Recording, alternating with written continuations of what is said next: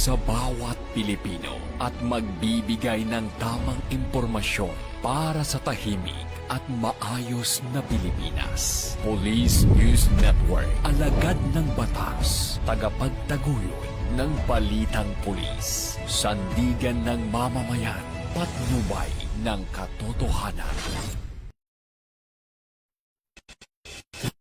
Kampo Krame, maghahatid ng pinakahuling kaganapan at nagbabagang balita. Ito ang PNN Police News Network. At ngayon, ang inyong mga tagapagbalita. Magandang araw, bagong Pilipinas. Ako ang inyong alagad ng batas, tagataguyod ng Balitang Pulis. Ako po si Patrolwoman Fe Octaviano. Maghahatid sa inyo ng tamang balita, kwento ng pulis at serbisyo para sa mamamayan. At ito ang PNP News Online. Ang pangunahing balita ng Police News Network, alagad ng batas, tagataguyod ng Balitang Pulis.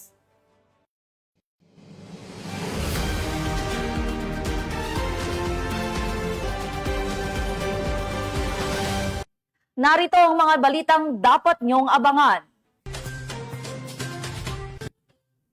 Away ng dalawang grupo sa Los Baños na uwi sa pamamaril. Isa patay. Most wanted person sa kasong pagpatay arestado sa Cebu City. At CTG supporter voluntaryong nagbalik loob sa Zamboanga, Sibugay.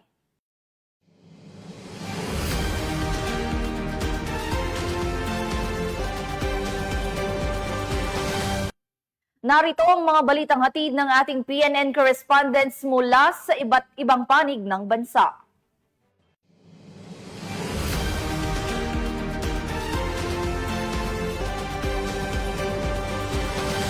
Simulan natin ang balita mula sa bahagi ng Luzon.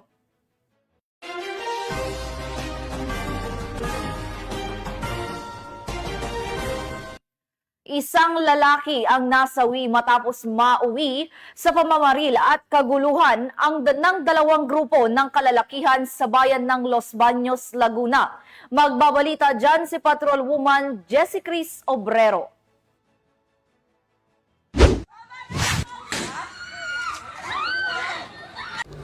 Nauwi sa trahedya ang isang away ng grupo ng mga kalalakihan sa Sitio Pag-asa, Barangay San Antonio, Los Baños, Laguna. Matapos umalingaw ang putok mula sa isang improvised firearm of sumpak na ikinasawi ng isang biktima. Batay sa viral video na kumakalat sa social media, makikita ang dalawang grupo ng kalalakihan na nagtatalo at nagtutulakan. Sa naturang video, ang grupo ng biktima ay aktong susugod habang may hawak na patalim nang bigla na lamang pumutok ang sumpak na hawak ng sospek. Ayon sa Los Baños Municipal Police Station, kasalukuyan nang inihahanda ang kaukulang reklamo laban sa sospek na sangkot sa insidente. Patungkol po sa viral video kung saan ang grupo ng kalalakihan ay nauwi sa pamamaril, ang Los Baños Municipal Police Station ay kasalukuyan na pong inihahanda ang reklamo laban sa sospek. Hindi titigil ang iyong kapulisan upang mapanatili ang katahimikan sa ating komunidad. Nakatakda itong isampa sa City Prosecutor Office at patuloy naman ang investigasyon ng pulisya hinggil sa nasabing pangyayari. Hinimok ng kapulisan ang publiko na agad magsumbong sa mga otoridad ukol sa anumang insidenteng may kinalaman sa seguridad upang maiwasan ang pagkakaroon ng kaparehong trahedya. Mula dito sa Calabarzon, ako ang inyong Police News Network Correspondent, Patrolwoman Jessie Cris S. Obrero. Alagad ng batas, tagataguyod ng Balitang Pulis. Maraming salamat, Patrolwoman Obrero. Nasa kote ng Pasay PNP ang dalawang lalaki matapos makumpiskahan ng umano'y shabu at marijuana sa isinagawang buy-bust operation sa Pasay City. Nakibalita dyan si Patrolwoman Ivy Corporal. Arestado ang dalawang lalaki sa isinagawang bypass operation ng mga tauhan ng Station Drug Enforcement Unit ng Pasay City Police Station dakong alas 11 ng gabi sa Apela Cruz, Pasay City nitong Setyembre 2 taong kasalukuyan. Kinilala ang mga sospek na sina alias Chok, 20 anyos at alias Pam, 24 anyos at parehong residente ng Pasay City. Na-recover sa mga sospek ang 3 maliit na plastic sachet ng hinihinalang shabu na may timbang na 6.18 gramo na may standard drug price na 42,024 pesos. Isang medium plastic sachet ng hinihinalang marijuana na may timbang na 9.74 gramo na nagkakahalaga ng 14,610 pesos. Isang tunay na 500 peso bill na ginamit bilang bypass money at isang itim na pouch. Kasalukuyang nasa kustodiya ng Station Drug Enforcement Unit ng Pasay City Police Station ang mga sospek para sa dokumentasyon at ang mga nakumpiskang iligal na droga ay isinumite sa Southern Police District Forensic Unit para sa pagsusuri at laboratory examination. Si alias Chok ay mahaharap sa kasong paglabag sa Section 5 at 13, Article 2 ng Republic Act 9165 habang si alias Pam naman ay mahaharap sa kasong paglabag sa Section 13 at 26, Article 2 ng Republic Act 9165 o Comprehensive Dangerous Drug Act of 2002. Mula dito sa Camp Bagong Diwa, Bikutan, Taguig City, ako po ang inyong PNN correspondent, Patrol Woman Ivy Corporal, alagad ng batas, tagataguyod ng Balitang Pulis. Maraming salamat, Patrol Woman Corporal. Isang sospek sa iligal na droga ang naaresto sa buy-bust operation na ikinasa ng Regional Police Drug Enforcement Unit 1, katuwang ang iba pang ahensya ng pamahalaan sa bayan ng Tayog, Pangasinan. Police Master Sergeant Robert Abella Jr. sa report. Isang buy-bust operation ng matagumpay na isinagawa ng Regional Police Drug Enforcement Unit 1, katuwang ang iba pang ahensya ng pulisya at PIDEA, pasado alas 12:35 hanggang 1:40 ng madaling araw nitong September 3, 2025 sa Barangay Barangubong, Tayog, Pangasinan. Naaresto sa operasyon ng sospek na kinilala lamang sa alias Mark, 48 years old, residente ng Barangay Poblasyon D, Tayog, matapos bentahan ng shabu ang isang pusher buyer. Nakumpiska mula sa kanya ang 4 na sachet ng hinihinalang shabu na may bigat na 12 gramo at tinatayang halagang 81,600 pesos, marked money, boodle money, isang cellphone at isang motorsiklong walang plaka. Isinagawa ang inventaryo at pagmamarka ng mga ebidensya sa mismong lugar ng operasyon sa harap ng sospek at mga saksi mula sa NPS at Barangay Barangubong. Dokumentado rin ito gamit ang body-worn cameras alinsunod sa panuntunan ng Korte Suprema. Matapos maaresto, dinala si alias Mark sa Eastern Pangasinan District Hospital para sa eksaminasyon at pagkatapos ay sa PNP Forensic Unit sa Lingayen, Pangasinan para sa drug test. Siya ay pansamantalang nakakulong ngayon sa Urdaneta City Police Station. Sa pagkakahuli kay alias Mark, muling napagtibay ang laban kontra iligal na droga na nagbibigay ng pag-asa at kaligtasan sa mamamayan, isang konkretong hakbang para sa bagong Pilipinas. Sinisiguro ng Police Regional Office 1 ang tuloy-tuloy na paglaban sa kriminalidad sa Region 1 dahil ang pulis dito ay maaasahan, malalapitan at mapagkakatiwalaan. Mula dito sa Ilocos Region, ako po ang inyong PNN correspondent, Police Master Sergeant Robert Abella Jr., alagad ng batas, tagataguyod ng Balitang Pulis. Maraming salamat, Police Master Sergeant Abella Jr. Arestado ng mga operatiba ng PNP Kawayan ang isang lalaki matapos makumpiskahan ng iligal na droga at baril sa ikinasang operasyon sa lungsod. Magbabalita dyan si Patrol Woman Richelle Ledesma. Ng mga kapulisan ng Kawayan Component City Police Station ng isang lalaki matapos makuhanan ng hininalang shabu at bala sa Barangay District 3 Kawayan City, Isabela nito lamang ika-1 ng Setyembre taong kasalukuyan. Kinilalang suspect na si alias June, nasa hustong gulang may asawa, self-employed at residente ng Aurora, Isabela. Batay sa report ng ika-1 ng Setyembre taong kasalukuyan sa ganap na alas 10:50 ng gabi, pumasok sa nasabing convenience store ang suspect at naiwan nito ang kanyang pouch bag. Bilang bahagi ng kanilang Standard Operating Procedure o SOP, binuksan ang naturang pouch bag ng empleyado ng convenience store upang matukoy ang pagkakakilanlan ng may-ari. Nadiskubre sa loob ang bag, ang isang maliit na pakete na naglalaman ng puting kristal na hinihinalang shabu. Makalipas ang ilang sandali ay bumalik ang suspect sa nasabing tindahan at waring may hinahanap. Nang ipakita sa kanyang naturang bag, ay inamin niyang pagmamay-ari niya ito. Kaagad namang itong tinawag sa empleyado ng tindahan sa mga pulis na nagpapatrolya sa nasasakupan ng naturang tindahan at mabilis na rumispande ang mga kapulisan kaya't naaresto ang nasabing suspect. Nakumpiska mula sa pouch ng suspect ang 4 na piraso ng maliit na heat-sealed transparent plastic sachet na naglalaman ng hinihinalang shabu, 1 piraso ng live ammunition, 47 piraso ng bakanteng transparent plastic sachet, 1 pulang ampaw, 1 maliit na puting papel, 3 piraso ng improvised burner pin, 3 piraso ng syringe cap na may kasamang 1 karayom, 1 pulang gunting, 1 birding lighter, 1 identification card, 1 brown leather wallet, 1 maliit na itim na pouch bag at 1 kulay asul na pouch bag na may orange lining, 2 susi na may keychain, 1 unit na kulay itim na iPhone at 1 unit na kulay silver na Samsung Android phone. Mahaharap sa alias June sa kasong paglabag sa Republic Act 9165 o Comprehensive Dangerous Drug Act of 2002 at Republic Act 10591 o ang Comprehensive Firearms and Ammunition Regulation Act. Ayon kay Police Lieutenant Colonel Avelino de Canceran Jr., hepe ng istasyon, lalo pa nilang paiigtingin ang kanilang mga operasyon at pagbabantay sa lansangan lalo na sa gabi upang agad na marespondehan ang mga ganitong pangyayari at para mapanatiling ligtas ang buong komunidad. Ang mabilis na pagresponde at pagkaresto sa suspect ay sumasalamin sa dedikasyon ng hanay ng pambansang pulisya bilang tugon sa 7-point agenda ng Acting Chief PNP sa ilalim ng Campaign Against Illegal Drugs, Loose Firearms. Mula dito sa Lambak ng Cagayan, ako ang inyong PNN correspondent, Patrolwoman Ledesma, alagad ng batas, tagataguyod ng Balitang Pulis. Maraming salamat, Patrolwoman Ledesma. Bumagsak sa kamay ng mga otoridad ang isang top 10 most wanted person sa regional level dahil sa kasong may kinalaman sa illegal na droga sa isinagawang operasyon sa Santa Maria, Bulacan.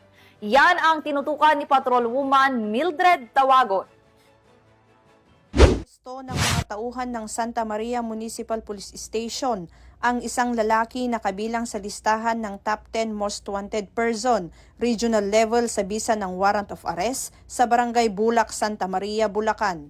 Kinilala ni Police Lieutenant Colonel Voltaire C. Rivera ang suspect na si alias Will, 36 anyos, binata, isang driver at residente ng nasabing barangay.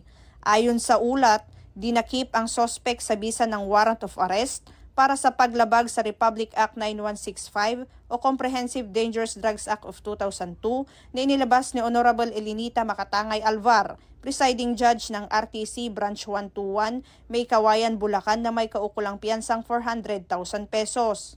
Agad na dinala ang akusado sa kustudiya ng Santa Maria Municipal Police Station para sa wasto at tamang disposisyon. Samantala, tiniyak ni Police Colonel Angel L. Garciliano, Provincial Director ng Bulacan Police Provincial Office, na patuloy ang pinaigting na kampanya ng kapulisan upang mahuli ang mga most wanted persons at masigurong mananagot ang lahat ng lumalabag sa batas.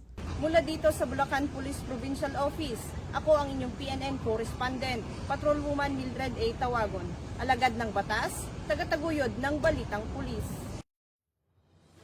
At Patrolwoman Tawagon. Tunghayan naman natin ang mga balita mula sa Visayas.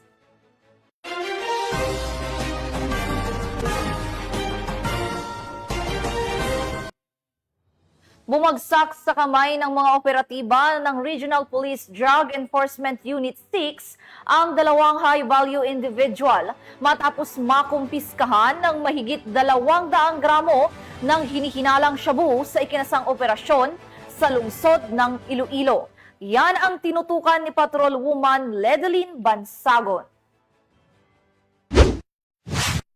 Matagumpay na naaresto ng Regional Police Drug Enforcement Unit 6 ang 2 high-valued individuals at nakumpiska ang tinatayang 200 na gramo ng hinihilaang shabu sa isinagawang buy-bust operation dakong alas 7:50 ng gabi nito lamang ika-2 ng Setyembre taong kasalukuyan sa Zone 6, Barangay Boulevard, Molo, Iloilo City. Kinilala ni Police Lieutenant Colonel Alain Likdan, Officer in charge ng RPDEU 6 ang mga suspect na sina alias Tuting, 42 taong gulang, Pangunahing target ng operasyon at alias Nini, 17 taong gulang, kapwa sila residente ng Barangay Rizal Estanzuela, Iloilo City at kabilang sa listahan ng mga high-valued individuals. Nakumpiska mula sa kanilang 10 sachet na hinilaang shabu, pabayabas money at iba pang non-drug item. Dagdag pa ni Police Lieutenant Colonel Ikdan na monitor ang iligal na aktibidad ng mga suspect dahil ang isa sa kanila ay dati nang nahuli sa buy-bust operation noong 2022 at nakalabas sa pamamagitan ng plea bargaining agreement noong 2023. Samantala, iniimbestigahan pa ng pulisya ang iba pang detalye tungkol sa minor de edad na babae. Pinahayag ni Police Lieutenant Colonel Ikdan na mayroong katransaksyon sa New Bilibid Prison ng mga suspect na doon umano kumukuha ng supply ng iligal na droga. Tinatayang may bigat na 200 na gramo ang mga nakumpiskang hininilaang shabu mula sa mga suspect na kasalukuyang nakakulong sa Iloilo City Police Station 4 at may drug price value na humigit kumulang 1 milyong piso. Kasong paglabag sa Section 5, Sale of Dangerous Drugs at Section 11, Possession of Dangerous Drugs ng Republic Act 9165 o Comprehensive Dangerous Drugs Act of 2002 ang inihahandang laban sa mga sospek. Patuloy na pinaalalahanan ng mga kapulisan ng Pro-6 ang publiko na makipagtulungan sa otoridad sa pagbibigay ng impormasyon upang tuluyang masugpo ang iligal na droga at mapanatili ang kapayapaan at kaayusan sa buong Western Visayas. Mula dito sa Police Regional Office 6, ako ang inyong Police News Network Correspondent, Patrolwoman Ledelyn Bansagon, alagad ng batas, tagataguyod ng Balitang Pulis. Maraming salamat, Patrolwoman Bansagon. Matagumpay na naaresto ng Cebu City Police Office ang top 9 most wanted person sa Central Visayas na nahaharap sa kasong murder sa isinagawang operasyon sa lungsod. Patrolwoman Flora May Asares sa report. Na ng mga otoridad ang top 9 most wanted person ng Central Visayas na may kasong murder matapos itong maaresto ng kapulisan ng Cebu City sa Barangay Kalunasan, Cebu City noong ika-2 ng Setyembre ng taong kasulukuyan. Ayon kay Police Lieutenant Colonel Ferdinand Modales Casiano, Force Commander ng City Mobile Force Company Cebu City Police Office, ang suspect na si Elias Soy, 26 anyos, na residente ng Barangay Pardo Kinasangan, Paradise 2, Cebu City, ay naaresto sa bisa ng warrant of arrest sa kasong murder. Ang naturang warrant of arrest ay inisyu ni Honorable Claire P. Pagayanan, 7th Judicial Region RTC Branch 15 Cebu City, Cebu, na walang rekomendadong piyansa. Kasulukuyang nasa kustodiya ng Cebu City Jail Mail Dormitory ang suspect dahil sa iba pang kasong kinakaharap nito. Ang City Mobile Force Company Cebu City Police Office ay matagumpay na kapag-serve ng warrant of arrest sa suspect top 9 most wanted person regional level. Ang kapulisan ng City Mobile Force Company sa pamumuno ni Police Lieutenant Colonel Ferdinand M. Casiano nanindigan sa aming tungkulin na labanan ng mga illegal na gawain at hindi kami magdalawang isip na ulihin ang mga lumalabag sa batas upang protektahan ang mga mamayan. Aming hinikayat ang publiko na huwag mag-atubiling tumawag o mag-report sa ating kapulisan kung mayroong mga insidente o pangyayari na kinakailangan ng agarang aksyon. Mula dito sa Central Visayas, ako ang inyong PNN Correspondent, Patrolwoman Flora May Asares, alagad ng batas, tagataguyod ng Balitang Pulis. Maraming salamat, Patrolwoman Asares. Narito naman ang mga balita mula sa bahagi ng Mindanao.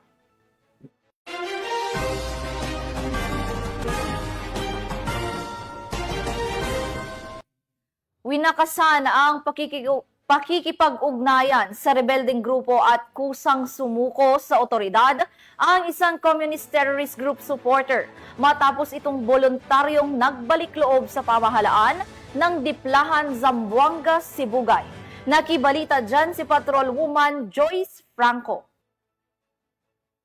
Yung nagbalik loob ang isang supporter ng Communist Terrorist Group or CTG sa kapulisan ng Diplahan MPS sa Purok Quezon, Barangay Ditay, Diplahan, Zamboanga, Sibugay. Kinilala ni Police Captain Mary Joy L. Necesario, OIC ng Diplahan Municipal Police Station, ang sumuko na si alias Lilit, 73 taong gulang, supporter ng CTG sa ilalim ng Regional Orvan Committee WMRPC at residente ng ng Port Quezon, Barangay Ditay, Tiplahan, Zamboanga, Sibugay. Agad naman itong nakatanggap ng sako-sakong bigas at tiniyak pa nito na makakatanggap pa ng karagdagang tulong pangkabuhayan mula sa pamahalaan sa ilalim ng Enhanced Comprehensive Local Integration Program or ECLIP ng gobyerno, kabilang na ang pagkakaroon ng cash incentives na magagamit niya sa pagbabagong buhay. Ang pagbabalik loob ng dating rebelde ay nagpapakita na ang ating gobyerno ay seryoso na wakasan ang insurhensya at terorismo sa bansa upang makamit ang isang bayan na tahimik, mapayapa at maunlad tungo sa isang bagong Pilipinas. Mula dito sa Zamboanga Peninsula, nagbabalita ako ang inyong PNN correspondent, Patrolwoman Joyce Franco, alagad ng batas, tagataguyod ng balitang pulis. Maraming salamat, Patrolwoman Franco.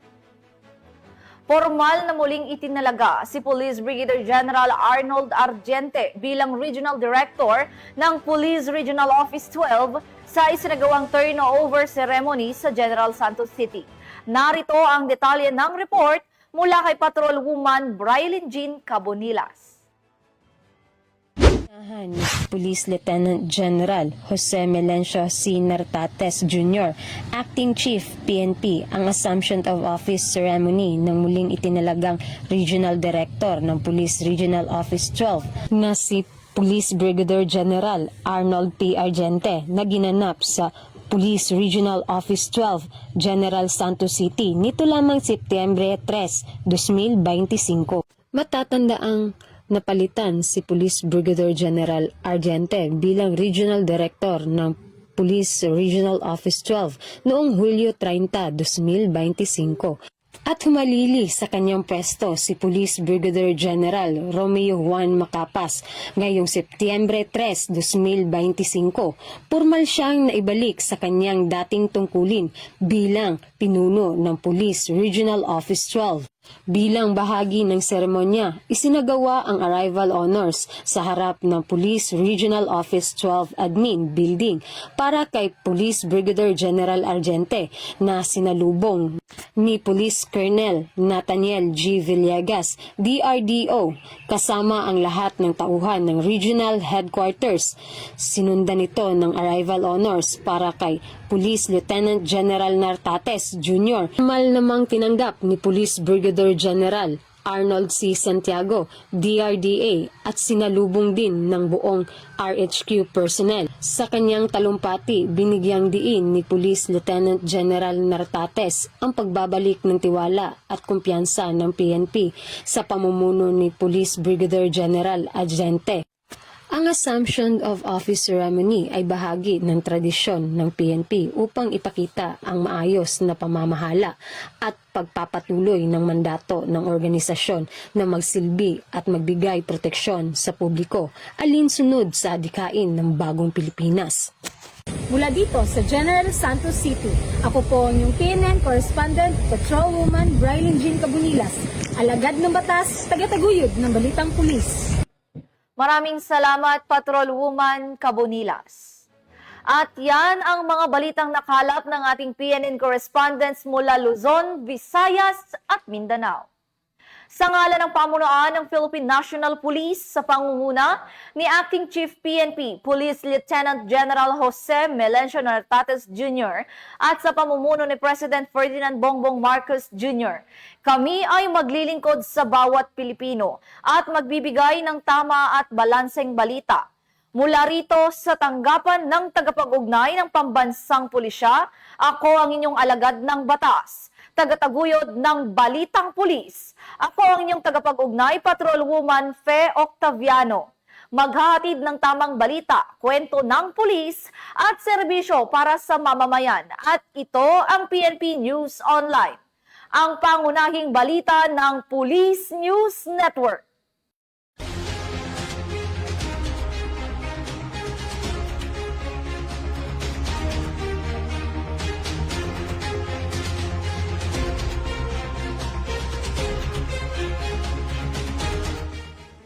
Police News Network, alagad ng batas, tagapagtaguyod ng balitang pulis.